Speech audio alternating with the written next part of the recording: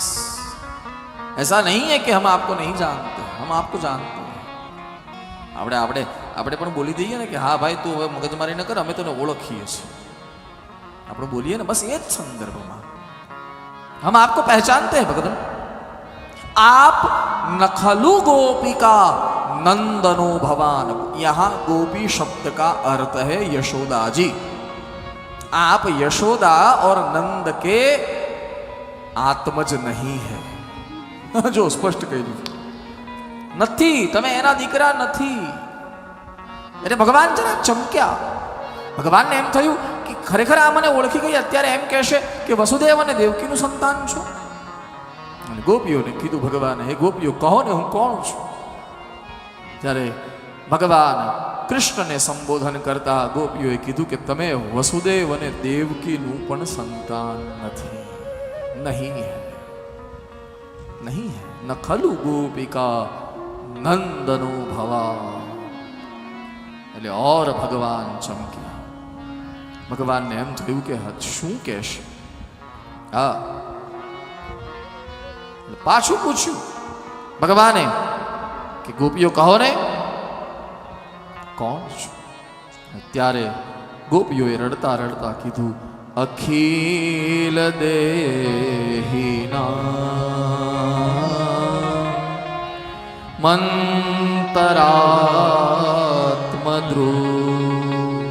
આ જગતમાં જેટલા દેહધારીઓ છે એ દેહધારીઓના દેહમાં જે આત્મા છે ને એ આત્મા કૃષ્ણ તમે છો. દેખીએ કહાં તક પરિચય હૈ, ક્યાં સુધીનો પરિચય. કૃષ્ણ કોણ છે? બોલે પ્રત્યેક દેહમાં આત્માના સ્વરૂપે જે બિરાજે છે એ કૃષ્ણ છે. અને એટલું જ નહીં, વિઘ્ન સાર્થિતો. આ શબ્દ છે ને જરા અલગ પાડો. વિઘ્નસ અર્થિતો. હા, વિઘ્નસ આર્થિતો એની સંધિ છૂટી પાડો. વિઘ્નસ અર્થિતો એટલે કે વિઘ્નસ એટલે બ્રહ્માજી. વિઘ્નસ એટલે બ્રહ્માજી અને અર્થિતો એટલે એના કારણે તમે આ ધરા પર જન્મ લીધો છે. એ પણ અમને ખબર છે. લ્યો, આટલો પરિચય છે. હવે આનાથી વધારે પરિચય ભગવાનનો કયો હોઈ શકે સાહેબ? યહાં તક, અરે આમાં તો ઈમેલ એડ્રેસ ને મોબાઈલ નંબર ને બધું આવી ગયું. આટલું સરનામું પડ્યું છે આની પાસે. લ્યો, હા, છતાં છેલ્લે એક શબ્દ બોલી ગઈ, અમે તમને ઈશ્વર નથી માનતા. देखिए, परिचय होने के बावजूद, परिचय होवा छતાં ગોપીઓ કહે છે અમે તમને ભગવાન નથી માનતા. નાથ ખોળો પાથરી દીધો, ખોળો પાથરી દીધો રડતી રડતી. આ બધું જ છો તમે. દેવકીના દીકરા નથી, તમે વસુદેવના દીકરા નથી, તમે નંદ કે યશોદાના દીકરા નથી.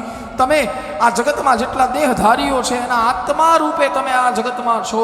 અને બ્રહ્માજીના કહેવાથી તમે આ દેહ ધારણ કરી અને અમારા વ્રજમાં સાત્વતના વંશમાં તમે અવતાર લીધો છે. ખોળો પાથરીને કીધું કે છતાં અમે તમને ભગવાન નથી માનતા, અમે તમને અમારા મિત્ર માનીએ છીએ. સખા ઉદેયવાન. સખ, સખા, સખા ઉદેયવાન सात्वतां कुले.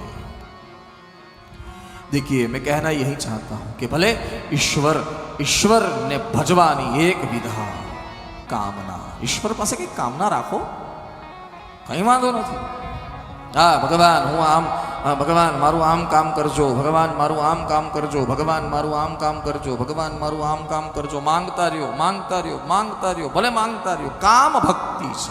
ई बाने ईश्वर सतत याद तो रहेशे, एनु अनुसंधान तो रहेशे. अने जोड़ायेला छीए एटले लाइट चालू छे. सिंपल. बोल लांबी शुं काम व्याख्या करवी यार.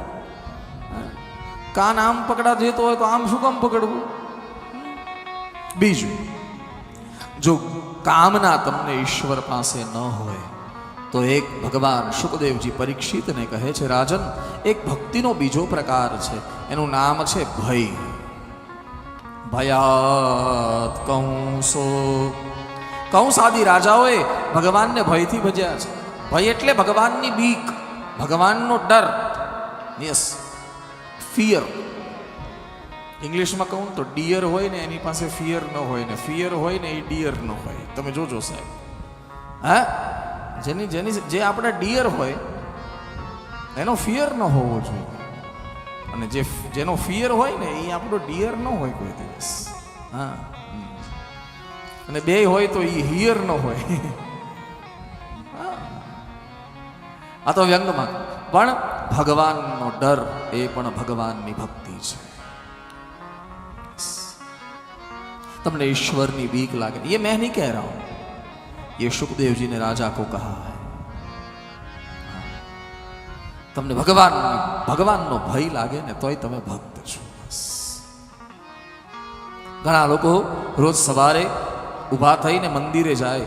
મંદિરે એટલા માટે જાય છે કે આપણે મંદિરે નહીં જઈએ ને તો ભગવાન આપણા ધંધામાં નુકસાન કરશે. ઘણા લોકો આ ભયથી ભજે છે.